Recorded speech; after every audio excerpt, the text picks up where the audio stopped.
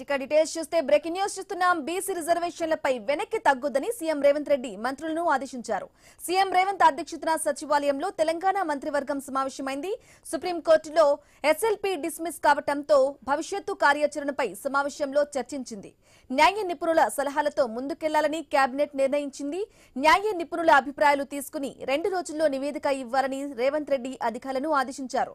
ఇక మరోవైపు తెలంగాణలో 3 వ్యవసాయ కళాశాల ఏర్పాటుకు మంత్రివర్గం గ్రీన్ సిగ్నల్ ఇచ్చింది. ఆచార్య జయశంకర్ వర్సిటీకి అనుబంధంగా కొత్త కళాశాల ఏర్పాటుకు ఆమోదం తెలిపారు. వాటిని నల్గొండ, నిజామాబాద్, వికారాబాద్ జిల్లాలో ఏర్పాటు చేయనున్నారు. ఇక రాష్ట్రంలో ప్రజా ప్రభుత్వం ఏర్పడి విజయవంతంగా 2 ఏళ్లు పూర్తయిన సందర్భంగా డిసెంబర్ 1 నుంచి 9 వరకు ప్రజాపాలన, ప్రజా విజయోత్సవాలను నిర్వహించాలని నిర్ణయించారు. శ్రీశైలం ఎలివేటెడ్ కారిడార్ కు కూడా ఆమోదం తెలిపారు. ఆ ప్రాజెక్టుకు అయ్యే ఖర్చులో 50% రాష్ట్ర ప్రభుత్వమే భరించాలని నిర్ణయించారు.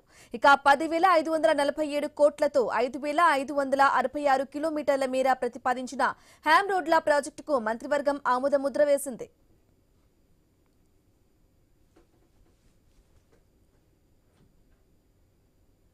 జూబ్లీహిల్స్ లో ఓట్ల చోరీ అంశంపై జోక్యం చేసుకు